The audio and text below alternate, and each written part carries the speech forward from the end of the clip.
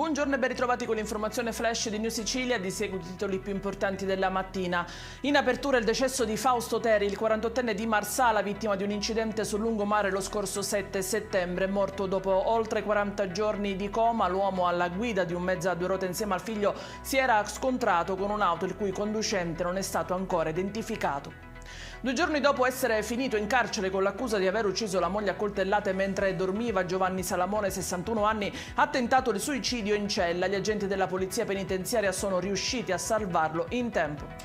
Una sigaretta elettronica è esplosa in bocca a una ragazza di 20 anni mentre la stava utilizzando. È accaduto a Palermo a una giovane turista che si trovava seduta col fidanzato nella centrale piazza Olivella. L'esplosione sembra essere stata causata da un cortocircuito nella batteria.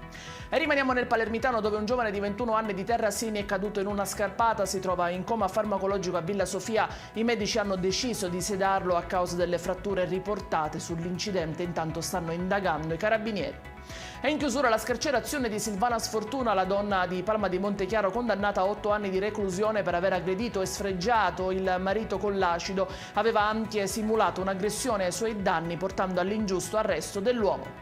Come sempre vi ricordo che i dettagli su queste notizie li trovate sul nostro sito www.newsicilia.it e sui nostri canali social. Grazie per averci seguito e a più tardi con nuovi aggiornamenti.